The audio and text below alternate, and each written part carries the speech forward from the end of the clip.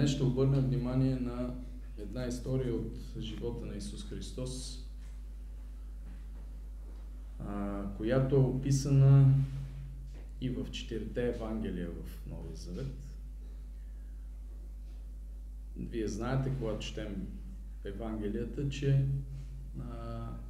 не всички истории, не всички случки от живота на Исус Христос са описани и от 4-мата евангелисти. Просто защото различните евангелисти, Матей, Марко, Лука и Йоан, имат различни цели и придават различен акцент, затова под вдъхновението на Святия Дух те решават кое е това, което е важно да акцентират и тези истории за Исус разказват. Но когато една история е цитирана и от 4-мата евангелисти, това означава, че тя е доста значима, доста важна. Един случай, който се случва в двора на храма, онзи храм от времето на Исус Христос, когато Исус Христос проявява едно поведение на гняв. Едно отношение към това, което се случва в храма, и ние понякога се затрудняваме точно как да тълкуваме тези емоции на Исус Христос. Извиняваме с това, че Той имал право, защото храма е бил превърнат в бит пазар. В пазар, така се каже. И сега ще вникнем в тази история така в дълбочина, за да открием какви други така важни детайли от нея може да са ни казани. Йоан 2 глава 13 до 17 стих. И като наближаваше Пасхата на юдеите, Исус отиде в Йерусалим и намери в храма продавачите на волове. Представете си какво животно е вола. Нали? Това нещо се случва в двора на храм, предверието, извън самата сграда, така да се каже. Там има волове, продавачите на овце и гълъби. И тези, които седяха и обменяха пари. И направи бич от върви и изпъди всички тях от храма, както и овцете и воловете, и сипа парите на обменителите на пари и преобърна масите им. А на тези, които продаваха гълъбите, на тях не им изгони гълъбите, не отвори клетките и ги пусна на свобода, така да се каже. На тях Исус само им каза: вдигнете ги от тук, не правете бащиния ми дом на търговия. И учениците си спомниха, че е писано: ревността за твоя дом ще ме изяде. Това е една много значима история за евангелистите. Написана е в Матей 21 глава, 12 до 13 стих, в Марко 11 глава, 15 до 17 стих, в Лука 19 глава, 45 до 46 стих и тук в Йоан 2 глава, 13 до 17 стих. И 4-мата считат, че това е важно от поколение на поколение, от поколение на поколение да се знае за Исус. Свързано е с храма. Онова, което се случва в храма. И реакцията и начина, по който Исус Христос постъпва.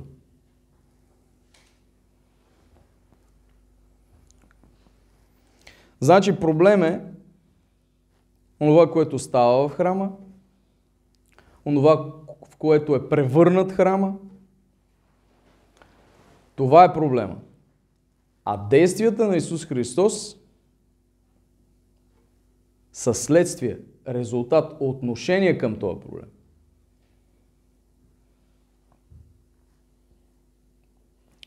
Когато четеме текста така внимателно, добре е да разсъждаваме, да се молим, да разсъждаваме, да мислим, да виждаме думите, които са използвани и ни прави впечатление, 7 глагола са поместени в този текст, а глаголите са думи, които описват действие.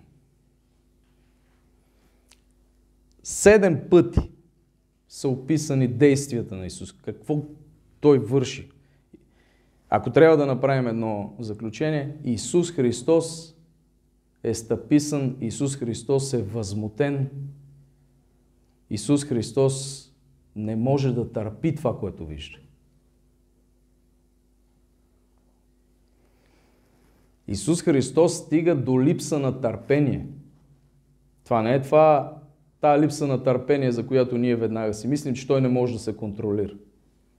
Не, Той просто, когато застава и вижда това нещо, Той си казва, това е нетърпимо. Той си казва, това е нещо, което аз не трябва да търпя. Това е нетърпимо. Това е нещо, за което аз трябва да взема отношение. И го прави доста внушително. С много действия. С тон. С бич.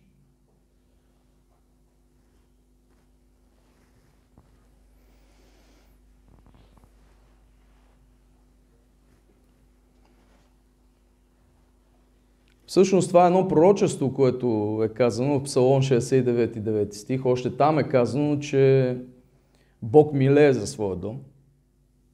Ревнува за своя дом.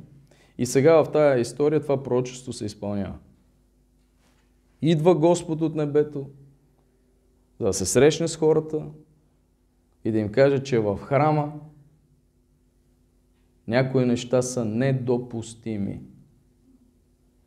В Божието присъствие някои неща са недопустими.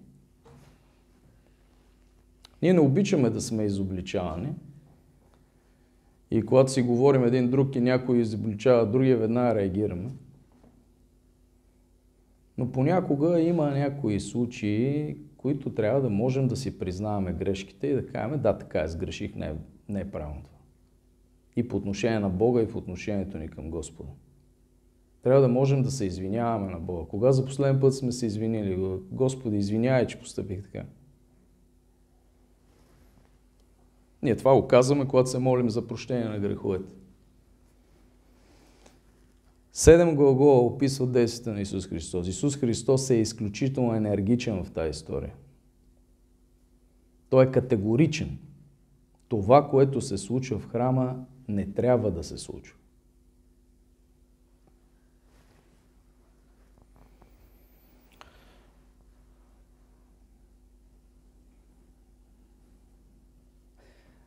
Лично за мен, когато чета тази история,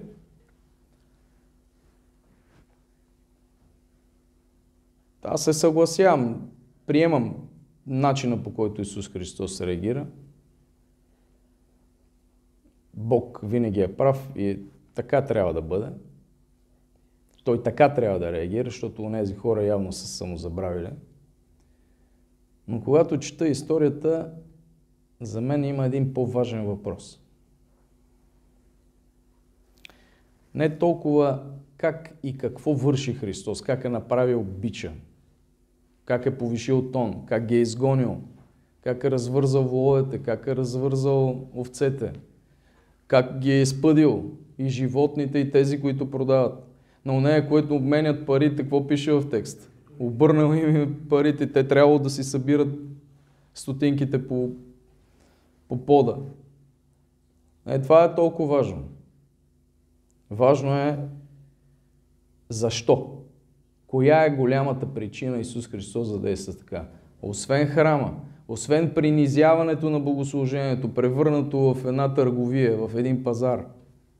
Освен това, има един друг голям проблем. Всички тези животни, всички тия обменяния на пари, целият този бизнес там, храма е превърнат в бизнес.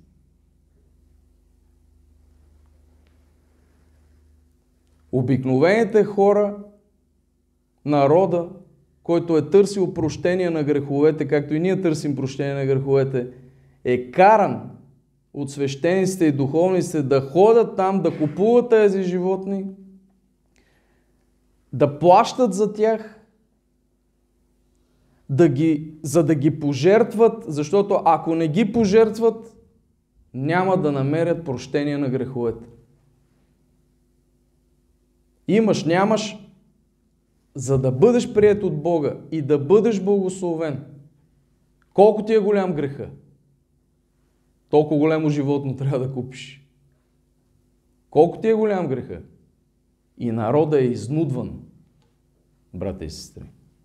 Това се нарича религиозно изнудвачество, чрез чувство за вина.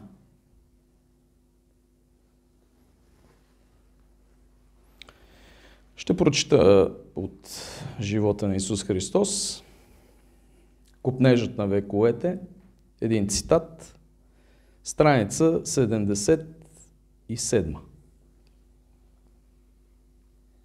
Обмяната на пари разполагаше към прояви на алчност и изнудване и се бе превърнала в нечестна търговия, източник на печалби за свещениците. Търговците изискваха огромни цени за продаваните животни. Деляха печалбиците с свещениците и управниците и така те се обогатяваха за сметка на народа. Поклонниците бяха поучавани да вярват, че ако не принесат жертва, децата и земите им ще бъдат лишени от Божите благословения.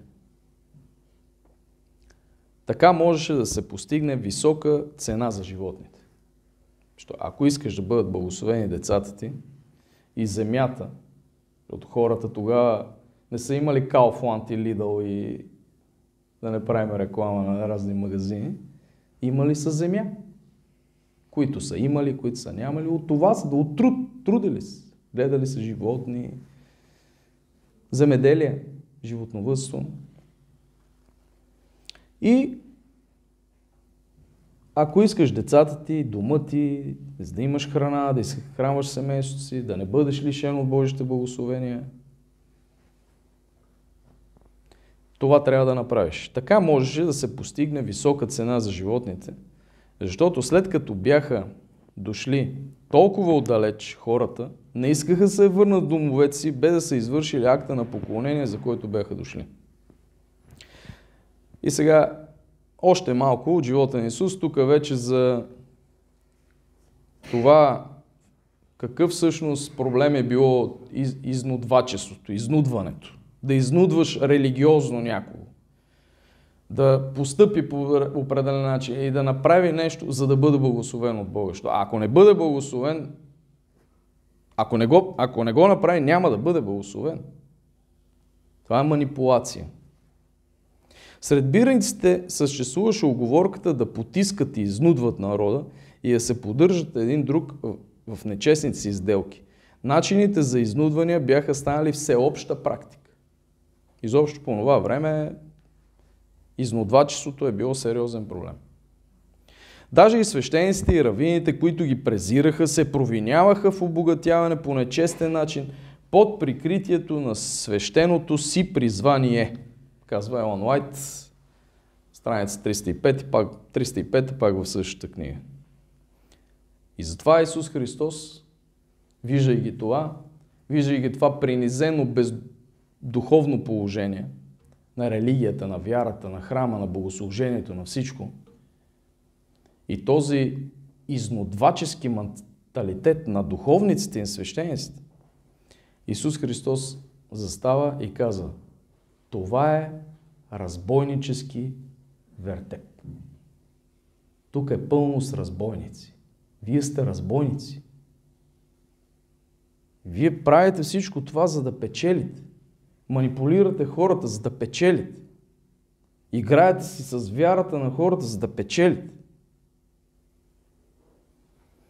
Брати и сестри, заглавието на проповедта е в капана на изнудването.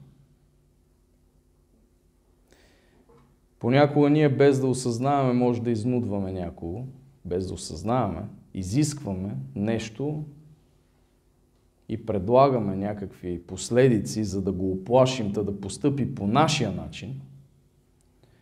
Понякога самите ние може да бъдем изнудвани. Ще помислим малко за изнудването. Тук е явно, че цял един народ е бил жертва на изнудването. На религиозното изнудване. Днес живеем във време на телефонни измами, на телефонно изнудване, на тероризъм. Но, кой човек може да бъде изнудван? Кой човек се поддава на изнудване? Факт.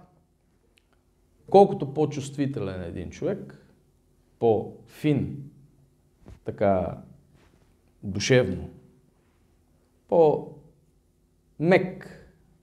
един човек, толкова по-лесно е той да бъде изнудван. Представете си една двойка, момче и момиче, момичето много обича момчето. По нейн си начин, много дълбок, искрен, истински.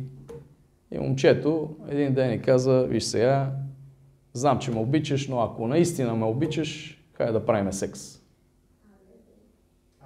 Ако наистина ме обичаш, хайде да правим секс.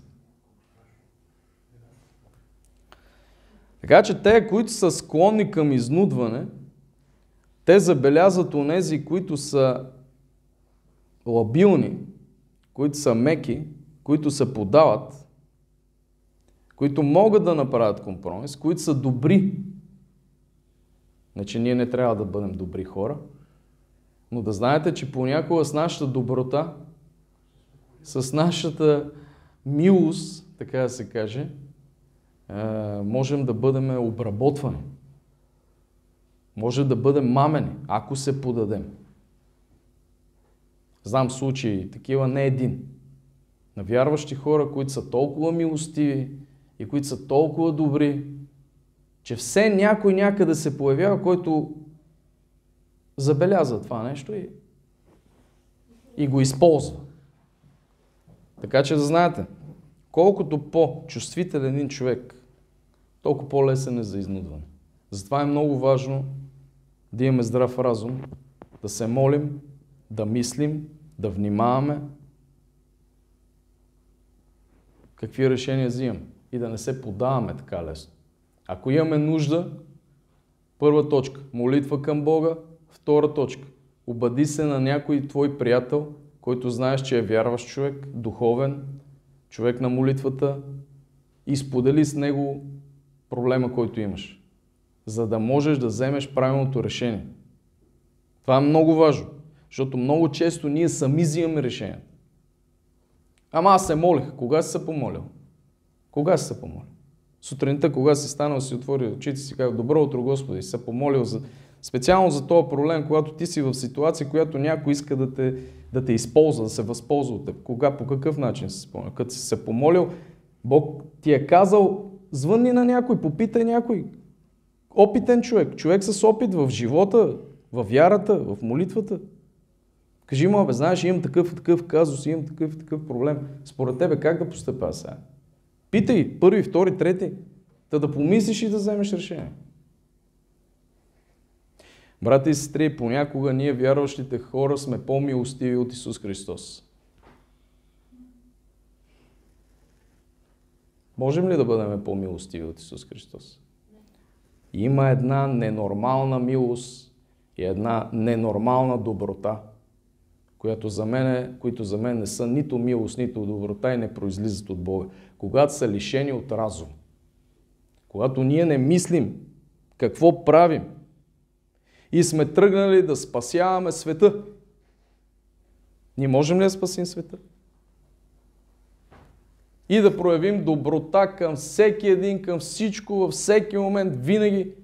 И после чудиш, що те лъжат и те мамат хората. Аз имам един приятел в селото, минавам по улицата. Здрасти, да имам ръка, виждам го. Здрасти. Викам: айде, викам, кога ще изчистиш тази градинка? Той има едно малко дворче, аз се шегувам с него. Един път минавам: здрасти, днеска е събота, не е залезло слънцето, викам, ти продължаваш да работиш. 6 години беше в Израел и не научи, че съботата е Господния ден. Аз така се шегувам с него. така, един човек, дето си говори с него. И един ден пак така минава, викам, здравей, приятел. Вика, здрасти, абе нещо да ти кажа, викам, да. Абе, знаеш какво, вика, ти, вика, винаги като минеш тук покрай мене по улицата, винаги ме поздравяваш, вика, много приятно ми става, ама вика, не трябва да го правиш винаги със всеки. Викам, що ме, викам? Това да си възпитан, да си вежлив, да си културен, да поздравяваш хората, какво лошо има това? Какво лошо има това? Как, вика, бе? Те, вика, ще разберат, че си много добър, вика, че си прекалено добър, вика.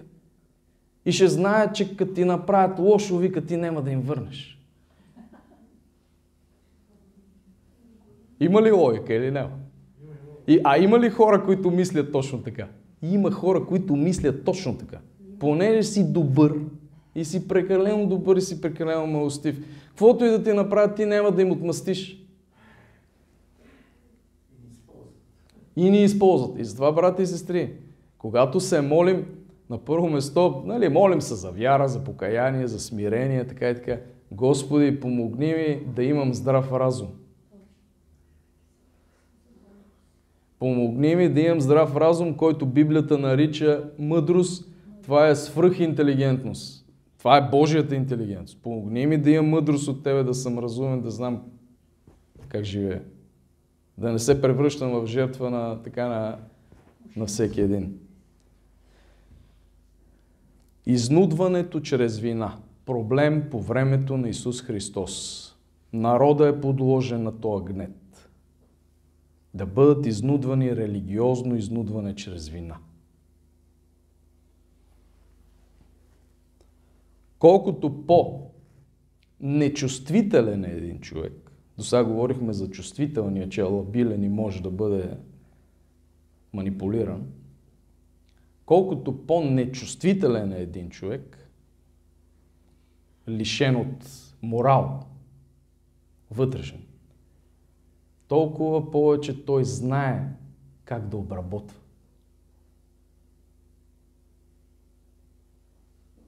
Сега се върнем на примера за момчето и момичето. Момичето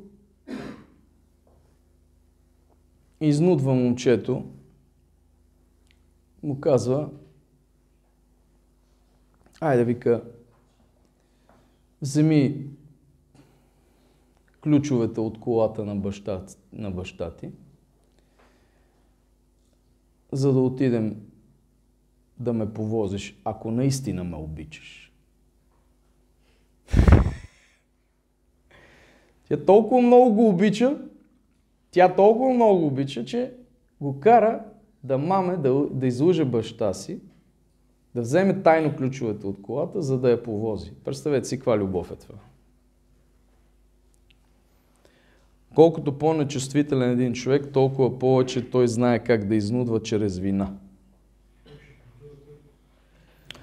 Изнудвачите, брати и сестри, тези, хайде сега да се превърнем, да си помислим, да ни пази Господ, че сме изнудвачи. Че трябва да изнудим, да обработим някой. Ако ние сме изнудвачите, помислете си сега, ако ние сме изнудвачите, имаме ли някакви елементарни чувства на любов, на приятелство към онзи, който сме тръгнали да изнудваме? Естествено, че не. На нас въобще не ни пука за него. На изнудвачите нямат чувства към онези, които изнудват. Да, едно телефонче за него. Вижда, не са телефонни измамници. Искате изнудват нещо.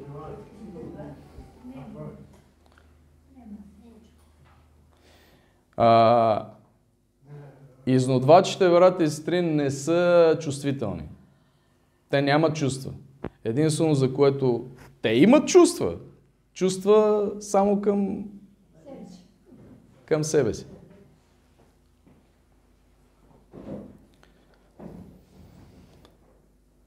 Ако трябва с две думи да кажете на някой, който е бил изнудван, какво бихте му казали? Другия път мисли какво правиш. Не би ли трябвало? Помисли другия път, бе, човек, как мога така се доверяваш? Ама той така, бе, ти провери ли, обади ли се, попита ли? Изнудвачите, брата и сестри, са нечувствителни, те са безскрупулни. Да пази Господ ние в нашето отношение и в нашия менталитет, защото ние един друг за пари не се изнудваме, ама да нямаме този менталитет така.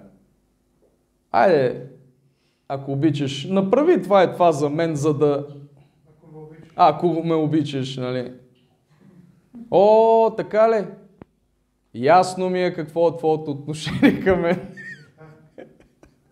Така ли? Ясно. И понякога вижте как финно, деликатно самите ние може да сме такива емоционални изнудвачи. Да пази Господ. Затова трябва да молим Бога за честност, за доблестност, за здрав разум. Както за да не бъдем жертви на изнудването, така самите ние да не сме такива. Естествено, няма да станем телефонни измамници. Естествено, няма да принуждаваме никой. Но в отношенията така малко да внимаваме с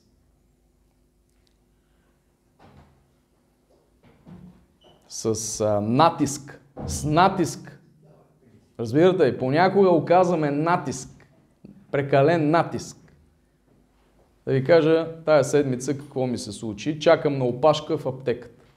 Представете си, опашка в аптеката. Опашката стои от 3 души. Единия на гишето, втория съм аз, третия е една баба зад мене, която не обиждам сега жената, ама просто чака там за лекарствата и това е. Не следи много нещата и ситуацията и човека пред мене плаща си, взима си лекарствата, прибира си рецептата и вече е готово. Викам, дойде моя ред. И тък му правя 2 крачки да застана пред касата и една госпожа мис, не знам какво ниво, как да я нарека, не, пенсионерка. Много красива жена. Хоп! Ми изпреварва от дясно, доколко знаех се изпреварва от ляво. Но в Англия карат с обратно движение. Изпреварваме от дясно. Застава на гишето. Здрасти, Марче! Марчето е продавачката. Вади си рецептата. Хоп! Марчето отсреща. Здрасти, как си, усмивки. Ние просто с бабата седиме като много добри хора. И онази носи лекарствата, връща ресто. И аз седа и гледам. Си викам, сега, това нормално ли? Викам, не е нормално. Възпитано ли е? Не е възпитано. Културно ли е? Не е културно. Добре, аз какво да направя сега? И да ми така хубаво да си изпусна напрежението. Обаче, леко, спокойно, интелигентно, горе-долу, с Божията помощ. Викам, много се извинявам, нали? Обаче, викам, ние също чакаме тук на опашката. Вие ни прередихте, викам. Знаете ли каква беше реакцията на тая достолепна жена? Така ли казва? Аз пък не мога да виждам всеки кой къде е застанал. Ние сме застанали пред касата. Аз вика, не мога да виждам кой къде стои. И аз казах, ама викам случая с бабата, така като гледам, викам, не сме прозрачни. И тя, резултата от това нещо беше, сега как да ви го имитирам, ако това е касата на аптеката, аз съм тя, тук някъде стоя аз. И аз разговарям с нея. И резултата беше, след като аз си казвам, нали, че не, нали, сега ние също чакаме. И тя, крайният резултат беше, добре бе, хайде. Значи тя ми позволява. Тя ми дава право. Аз ви казвам, блокирах. Тотално блокирах.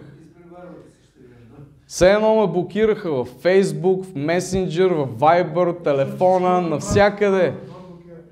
Блокиран съм. Загубих ток, спря електроенергия, всичко в мен приключи. Само казах, не, викам, няма нужда. Отидох си аз с това, Марчето, нали, докато ми подаваше лекарствата след това на мен, Марчето, лицето й беше червено като домат от неудобство, но Марчето трябваше да вземе отношение, когато трябваше да го вземе. Когато вижда това нещо, нали? Отидох си и по пътя до нас нямате представа колко виновен се чувствах за това,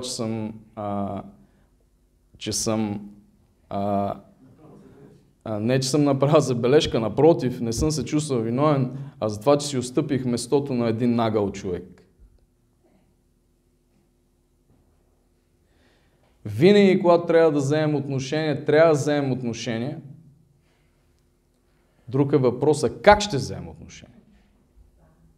Но аз след този случай за пореден път се убедих, че когато трябва да се вземе отношение, се взима отношение.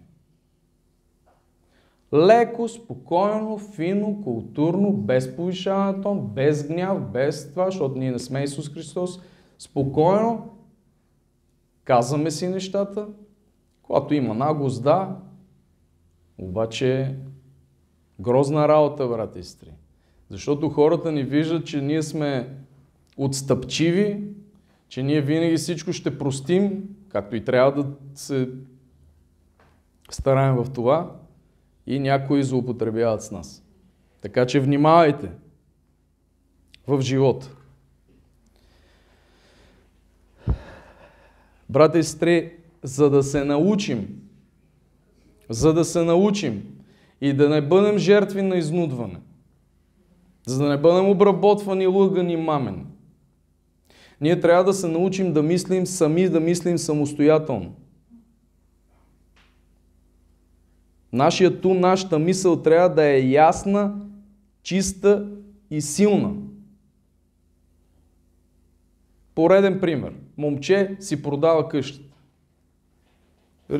Намерил по-хубава къща, иска да си купи, завършил е студент, баща му оставя една къща, той си намерил по-изгодна оферта, решава си продаде тая къща и с парите от тая къща купува друга, даже ще му останат пари. Даже другата била по-хубава от тази.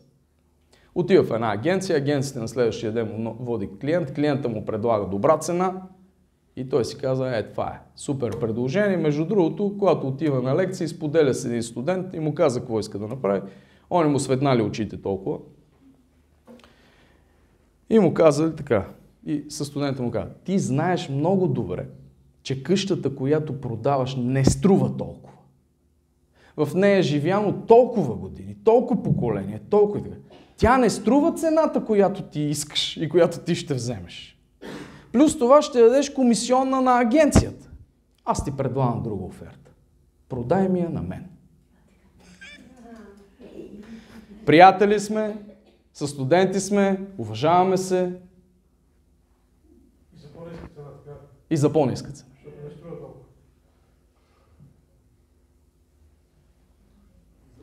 Той му казал, не. Съжалявам, вече съм влезнал в отношение с агенцията. Не, съжалявам. Трябва да мислим, брати и сестри.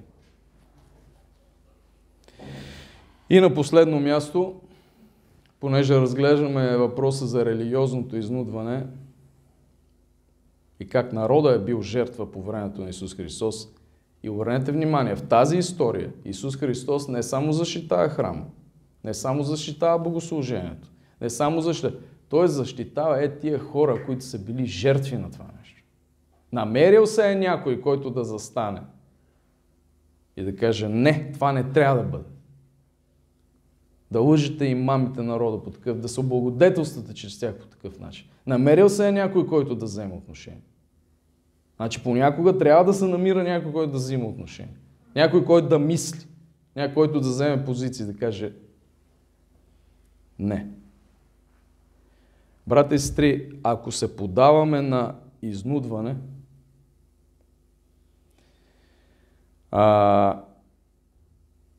ние ще бъдем изнудвани.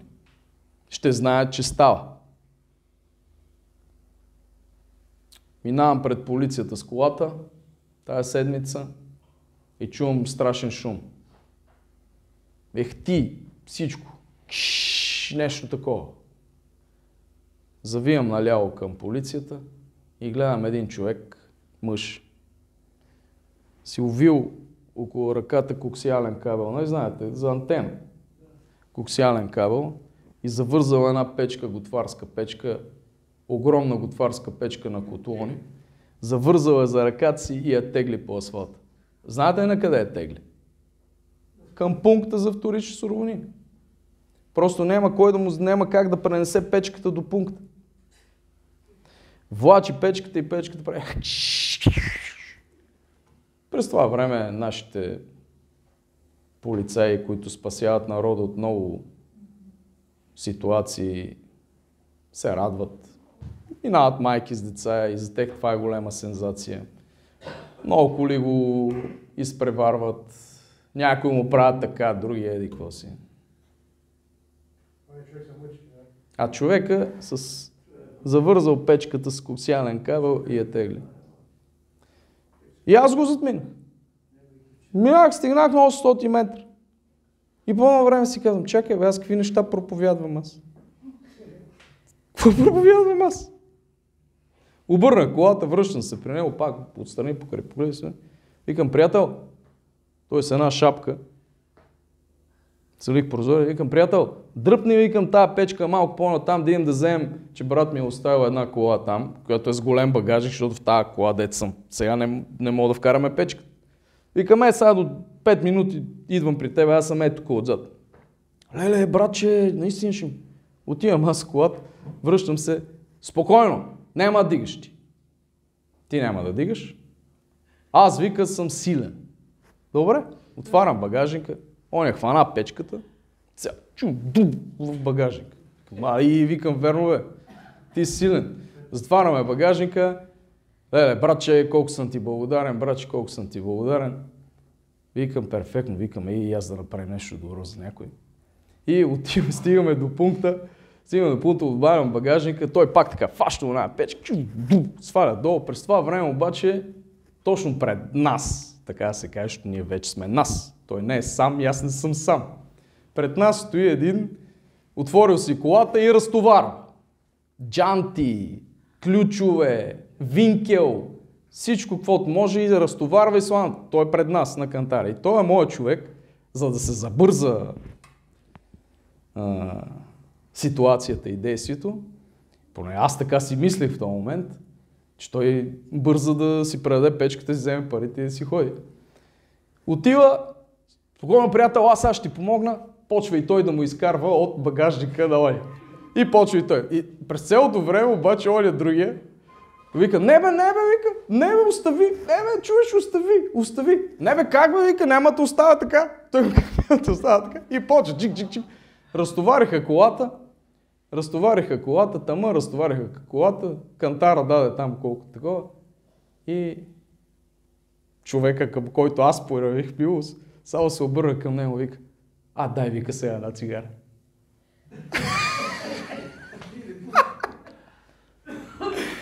Понякога някой помага на някого, за да го изнудва. Разбирате ли? Така че, за съжаление, не трябва да бъдем мнителни, да бъдем такива закостенели. Ама трябва малко да внимаваме и кога, кой по какъв начин ни помага, защото може и да иска нещо, което ние не можем да дадем. А в случая, оня пък се оказва не пушач. Но той категорично каза, не, цигари нямам какво да ти дам. Така и така. Братя и сестри, за да не бъдем изнудвани, освен здравия разум, на който се нуждаем, има нещо, което никога не трябва да забравяме. Ние не трябва да забравяме никога, че Бог ни обича безусловно.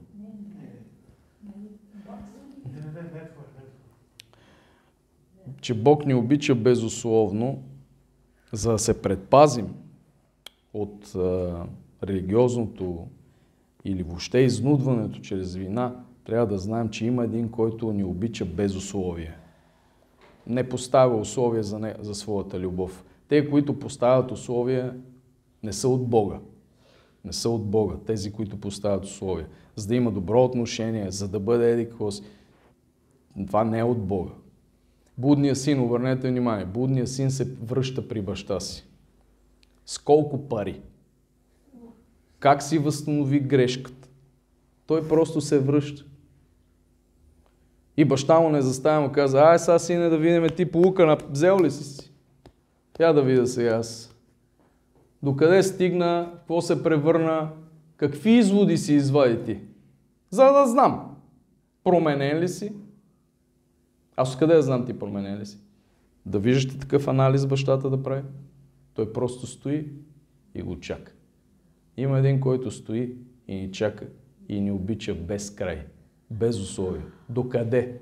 До там, че даде живот си за нас. Условията ги поставят хората. Бог условия не поставя.